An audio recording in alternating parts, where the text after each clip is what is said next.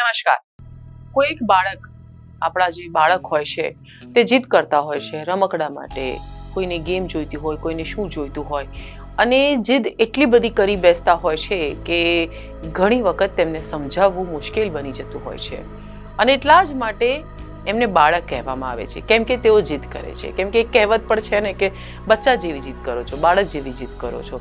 કેમ કે જીદ બાળકને જ સૂટ થાય, બાળકને સૂટ થતી એવી વસ્તુ છે નોર્મલી.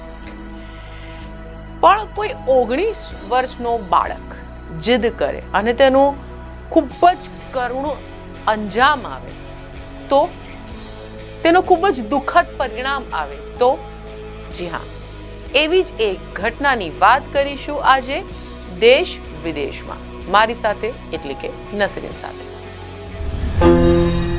पापा मुझे आईफोन चाहिए.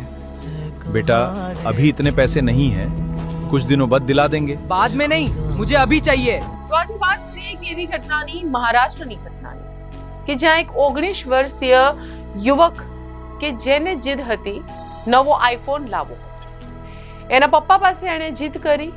પપ્પા ડ્રાઈવર હતા, ખૂબ જ નોર્મલ ઇકોનોમિકલ બેકગ્રાઉન્ડ હતો અને નવો આઈફોન ખરીદી શકે તેમ ન હતા. તેમની જે આર્થિક પરિસ્થિતિ છે તે એટલી બધી સારી ન હતી. તેમણે ઘણો સમજાવ્યો પોતાના પુત્રને, પરંતુ તે ન માન્યો અને આખરે તેણે એક દિવસે આત્મહત્યા કરવાનું નક્કી કરી લીધું. પોતાની આત્મહત્યા નક્કી કરવાનો જે ડિસિઝન છે તે નિર્ણય તેણે પોતાના પિતા અને માતાને કહ્યું કે જો તમે મને આઈફોન નહીં અપાવો તો હું આત્મહત્યા કરી લઈશ, પહાડ પરથી કૂદીને. અને ત્યારબાદ એ માતા પિતા તેને બચાવવા ગયા અને બચાવવા ગયેલા માતા પિતા પોતે પણ કૂદી ગયા અને એક જ ક્ષણમાં આખો એ પરિવાર તહેસ નહેસ થઈ ગયો. બધું જ સમાપ્ત થઈ ગયું, બધું જ થંભી ગયું. એક હસતો ખેલતો પરિવાર, એક હસતો ખેલતો પરિવાર એક જ ક્ષણમાં મૃત્યુ પામી ગયું. આ કરુણ ઘટના છે મહારાષ્ટ્રની. મહારાષ્ટ્રમાં પહાડ પરથી પડી જવાથી એક જ પરિવારના 3 સભ્યોના મોત થયા, જેના સતત અપડેટ સામે આવી રહ્યા છે.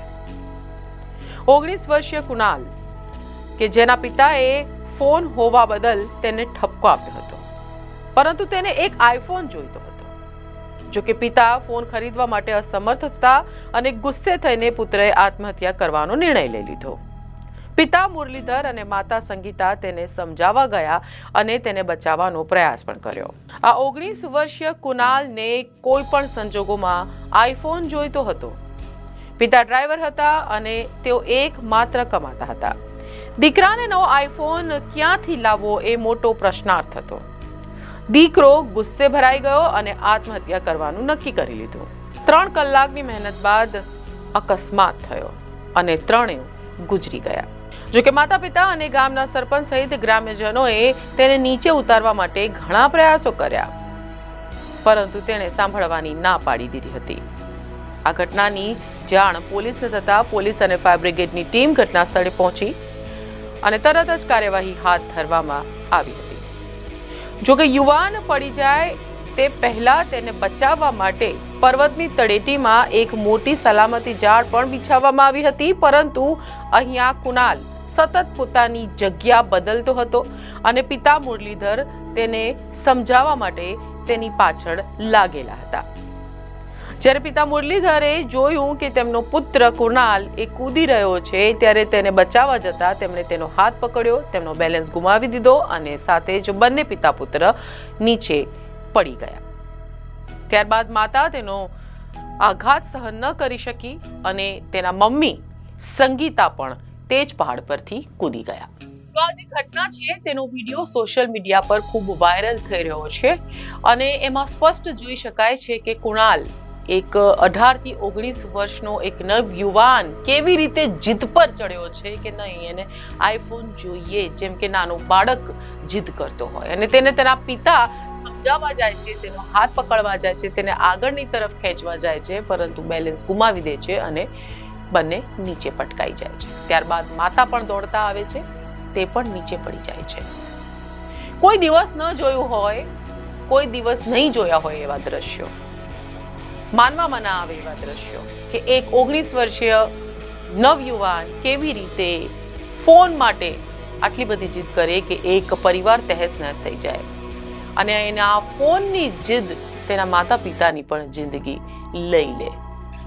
એક લાલ બત્તી સમાન કિસ્સો. ફોનનો જે ક્રેઝ છે, ફોનનો જે વળગણ છે, જે ગાંઠપણ છે ફોનની પાછળ આજના નવયુવાનોને, આજની પેઢીનો, જેને આપણે જેન ઝી પણ કહીએ છીએ, તે એક તરફ સારું પણ છે અને એક તરફ કેટલું ખતરનાક છે અને તેનો કેટલા ખતરનાક અંજામ આવી શકે છે, કેટલા ખતરનાક પરિણામ આવી શકે છે, તે આપ જોઈ શકો છો. કેટલું વ્યાજબી છે પોતાના પિતાની જે આર્થિક પરિસ્થિતિ છે તે સૌ કોઈ જાણતા હોય છે, પોતાના ઘરની આર્થિક પરિસ્થિતિ બધા જ જાણતા હોય છે અને 18 થી 19 વર્ષની ઉંમર તે બધું જ સમજવા લાયક એટલો પરિપક્વ એ ઉંમર છે, એ હતો કુણાલ એટલો પરિપક્વ કે એ સમજી શકે, પરંતુ તેમ છતાં તે ન સમજી શક્યો. જો કે વિડીયોમાં એમ પણ સ્પષ્ટ દેખાય છે કે આસપાસ જે ટુરિસ્ટ છે તે પણ તેને સમજાવવાનો પ્રયાસ કરે છે.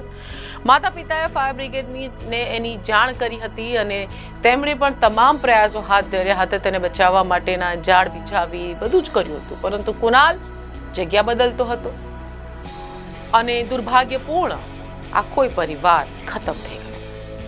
ખૂબ જ દુર્ભાગ્યપૂર્ણ ઘટના અને ચેતવા જેવી ઘટના, સોચવા જેવી ઘટના, વિચારવા જેવી ઘટના. કેવી રીતે થાય એવું નવાઈ લાગે છે મને તો. અને જે લોકો જે સોશિયલ મીડિયા પર આ વિડીયો જોઈ રહ્યા છે, જે કમેન્ટ્સ આવી રહી છે, એમાં પણ લોકોને ઘણી નવાઈ લાગે છે કે આવું ગાંઠપણ કેમ? ફોન માટે કેમ કોઈ આટલું બધું દીવાનો કે ગાંડો થઈ જાય કે તેને માત્ર બસ જીદ જ ચડી જાય? કેમ આઈફોન?